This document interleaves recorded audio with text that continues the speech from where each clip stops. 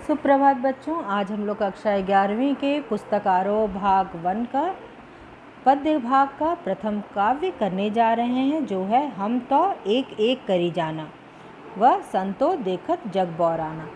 जैसे कि पिछले वीडियो में हम लोगों ने इसके रचयिता कबीर जी के जीवन परिचय को देख लिया था और दो पदों के भी अर्थ को स्पष्ट कर लिया था, उसके भावार्थ को हम लोगों ने स्पष्ट कर लिया था। अब थोड़े से ही भाग हम लोगों को के अर्थ स्पष्ट करने के लिए बचे हुए हैं, जिसको बच्चों ध्यान से सुनेंगे। ध्यान से इस काव्य को देखिए। साखी शब्द ही गावत भूले, आतम खबरी न जाना। हिंदू कहे मोहि राम पियारा, तुर्क कहे रहीमाना। आपस में दो लरि लरि मोए, मर्म न काहू जाना। घर घर मंतर देत फिरत हैं, महिमा के अभिमाना। गुरु के सहित सिख सब बूढ़े, अंत काल पछताना। कहे कबीर सुनो हो संतो, ई सब मर्म भुलाना। केतिक कहो कहा नहीं माने, सहजे सहज समाना। तो बच्चों, इसका सरल शब्दों में पहले हम लोग अर्थ समझ लेंगे कि कबीर जी क्या कहना चाहते हैं। तो कबीर जी कहना चाहते हैं, जो महान संत एवं समाज सुधारक है, वो इन पंक्तियों के माध्यम से हिंदू एवं मुस्लिम धर्म में व्याप्त बाह्य आडंबरों एवं कुरीतियों पर प्रहार किया है।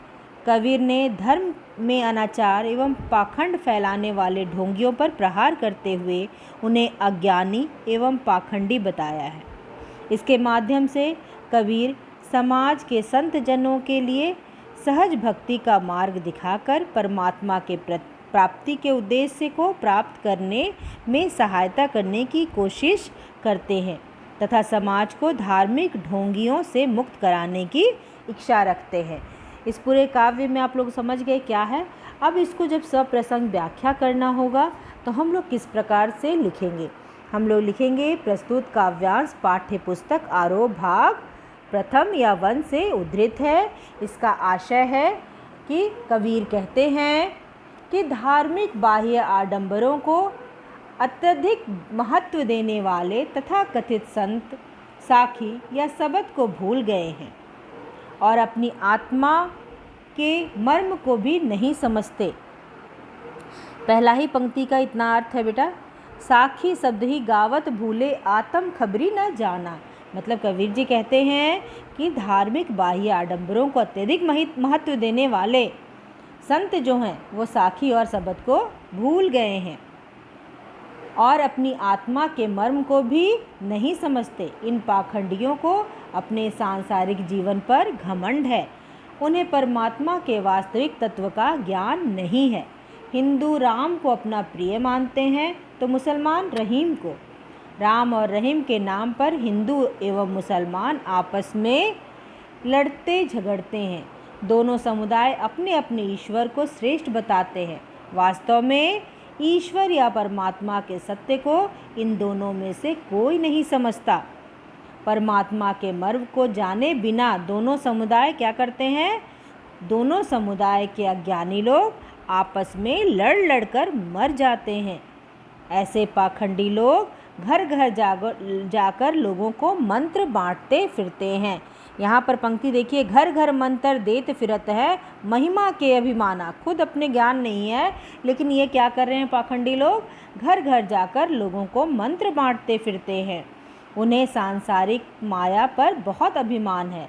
इन अज्ञानी लोगों को अंततः पछताना पड़ेगा। कबीर कहते हैं कि हे संतो, ऐसे अभिमानी गुरु अपने अज्ञानी शिष्यों के साथ भवसागर में डूब जाएंगे। जो गुरु हैं वो खुद तो डूबेंगे ही, अपने शिष्य को भी लेकर डूबेंगे, लेकिन उन्हें परमात्मा का दर्शन नहीं होगा। परम ब्रह्म के साक्षात्कार के अभाव में उन्हें पछताना पड़ेगा। ये सब पाखंडी हैं जो माया के भ्रम में सत्य को भूल गए हैं। इन्हें समझाने का कोई भी लाभ नहीं है। सत्य तो यही है कि परमात्मा या ईश्वर तो सहज साधना से ही मिल सकता है।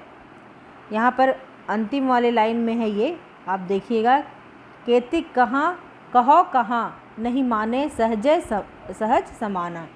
तो क्या बोल रहे हैं यहाँ पर कबीर जी? कहते हैं कि जो हमारे परमात्मा है, ईश्वर है, तो सहज साधना से ही वो मिल जाते हैं। सहज स्वाभाविक प्रेम से ही उनमें लीन हुआ जा सकता है और उनका साक्षात्कार करना संभव है। तो बच्चों, हम लोगों ने यहाँ पर पूरा अर्थ हम लोगों ने देख लिया। यहाँ पर पूरे भावार्थ को पद 1 और पद 2 पूरा हम लोग समझ गए। इसके अलावा कबीर जी के जीवन परिचय को भी देख लिया। तो मैं अगले वीडियो में इसका प्रश्नोत्तर या सार लेकर के उपस्थित होऊंगी। तब तक के लिए धन्यवाद।